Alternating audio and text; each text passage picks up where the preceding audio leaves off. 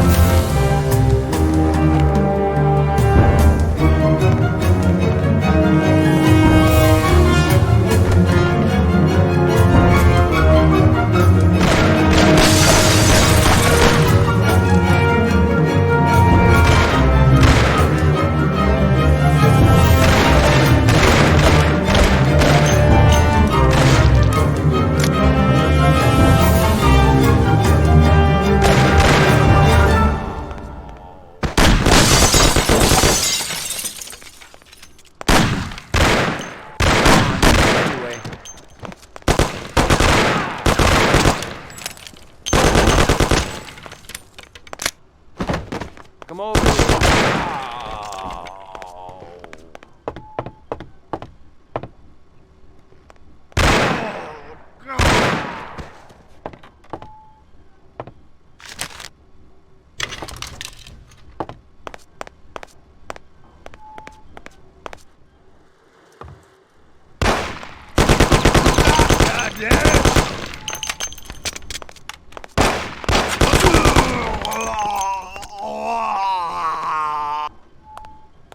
That's it. I'll get you back in the car.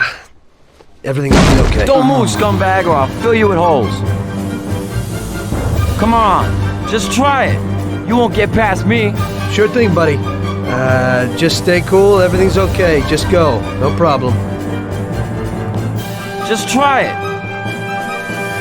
No. God. Go.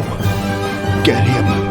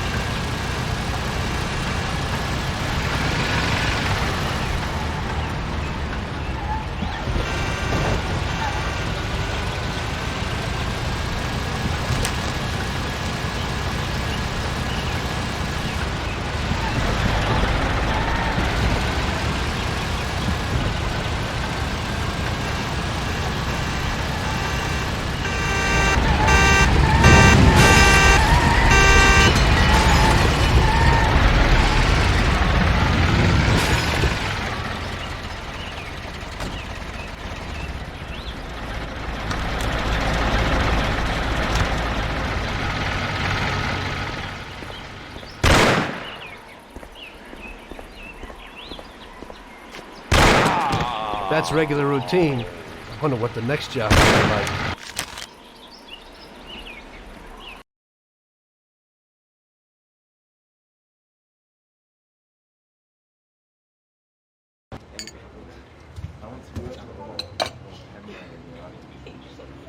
That's how I got into it. 1 minute a regular cabbie, the next a respected mafioso. You were all right with killing people? Usually people have a problem with that. You know, I ain't one of those people with a thirst for blood. I don't need violence in my life, and I don't look for trouble, but I also don't have any remorse. They wanted to outsmart us, so we had to outsmart them. No excuses. It was all the same to me. I wasn't interested in the fates of other people. Everybody said it was just business, and that the family sticks together. It was different from living alone and nobody giving a damn about you. Suddenly you're respected by all the people you meet. Everybody knows you can help them, but you can also destroy their lives. And everybody tries to ingratiate themselves to you. And what about the police? You just walked away, just like that, from a massacre. Didn't you have any problem with this? You work for the police. You ought to know. You know, the Mafia runs the whole city. The Salieri family makes over 25 million bucks every year. The papers were full of it. But nobody saw nothing. If they wanted to stay alive. We paid off the bureaucrats $6 grand a month. Your bosses had liquor at trade price and got payouts for special jobs from both Salieri and Morello. Case closed, lack of evidence. Cops would even move shipments of drink for us. I guess you'd have heard something about that. So what about your two friends? Well, they were better off than you'd think. Salieri had a good doc for his boys, and it's not like he ever asked any questions. In a few weeks, they'd be healthy and back on the streets again. The only one who worried us was Morello. He wanted to be the big cheese, which Salieri couldn't let him do. Salieri had no intention of being in second place. You know, a person becomes a Don because of his thirst for power, and he doesn't care about any other rules than his own. That's how it is, Detective. So he'd be his own boss, independent of the police, of the state, of anyone. That's why a person becomes a Don. Salieri and Morello both wanted it all. They kept sparring with each other, but they both knew that if it all blew up, it would be hell. The big difference between them was in their methods. I heard a little story about Morello.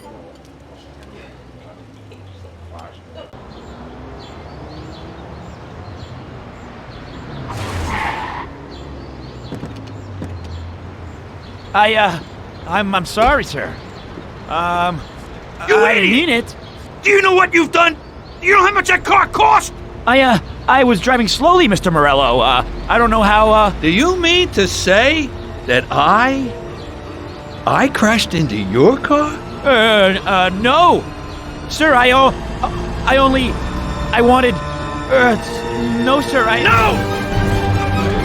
Bastard gets in my way!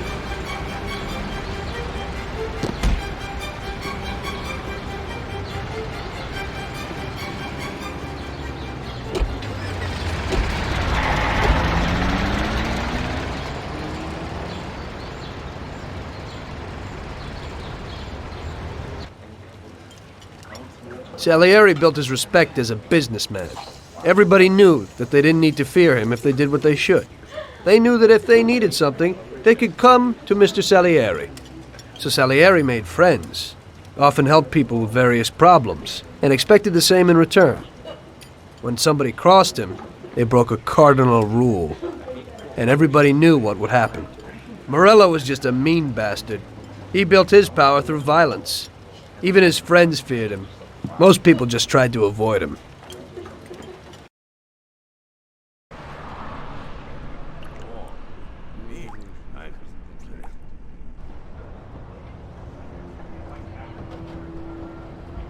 Listen, Tommy, I have a delicate job for you. I don't know anyone else who could do it better than you. You're a good driver, and you have experience. Well, To make it simple, tomorrow all the best motors are gonna race at the city track. And I bet on one kid who's been a favorite up until now. I helped him along in his career a little. I like fast cars, and I said to myself that I could make back a little on that investment, you understand. And then Ralphie starts saying that some European has come over, and his car is certain to win. Ralphie knows cars, he's real good with them. But otherwise he's a complete moron. What, he couldn't have told me before I bet on the kid? But still, what the hell is a guy, God knows from where, doing here? These are American races.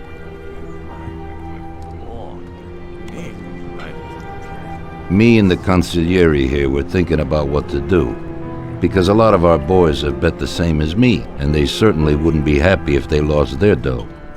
And how would that make me look? Like an old idiot. Tommy, I can't let that happen.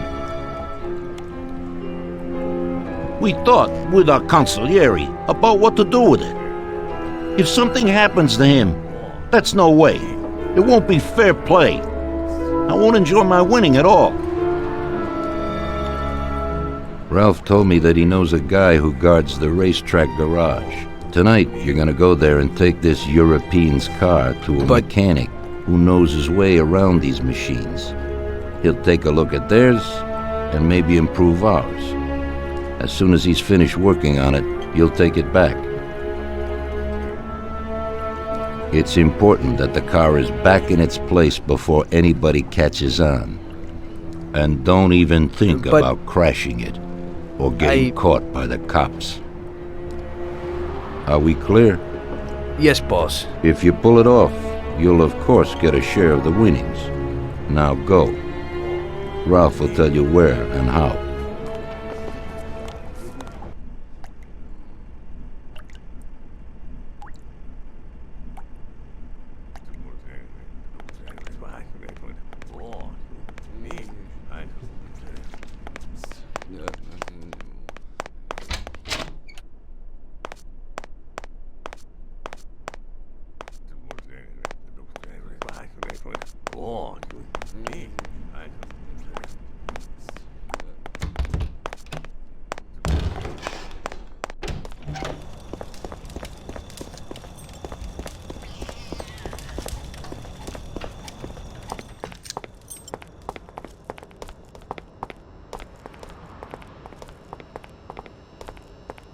Hey, Ralphie, you got some news about this job? Sure, Tommy. You need to go to the city racetrack and borrow that motor there. My friend Bobby works there. You go around back there, and along the way is the gatehouse. Tell Bobby that Ralph sent you, and Bobby will take you to the car. It's already been agreed with him. And then? You just have to take it to the auto service of my friend Luca Bertoni. It's in Newark under the Giuliani Bridge. He'll take a look at it and tune it a little. And then you just take it back. This should be easy enough. But you gotta get it done before 1:15 a.m. when the guard changes, so that nobody knows that somebody drove the motor in the night. There can't even be a scratch on it, and try to avoid the cops. They mustn't catch you. And how'll I get there?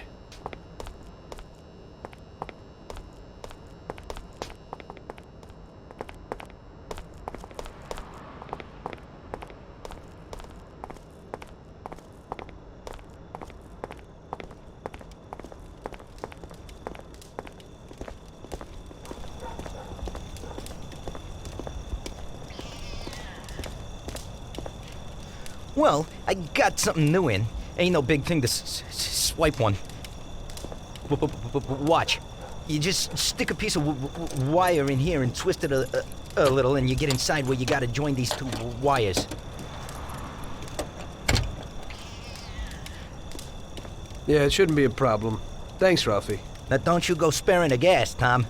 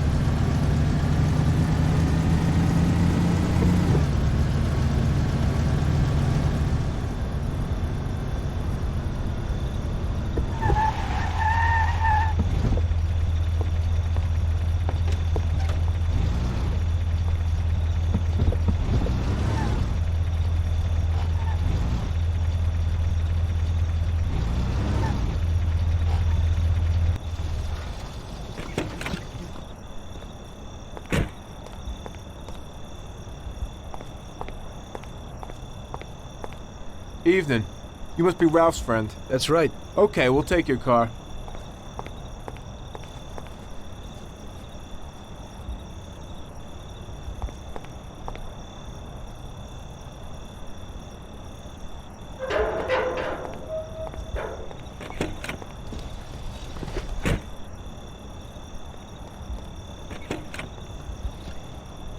Go in and over to the garage.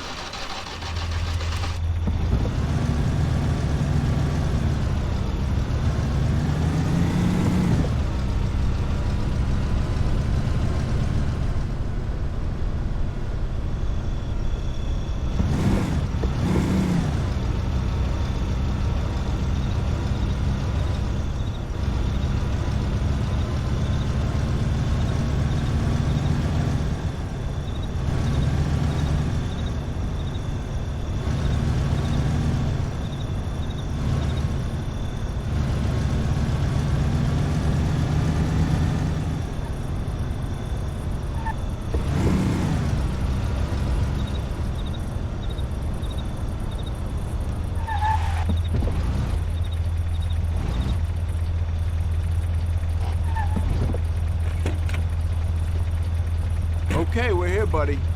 Come on, we haven't got a lot of time.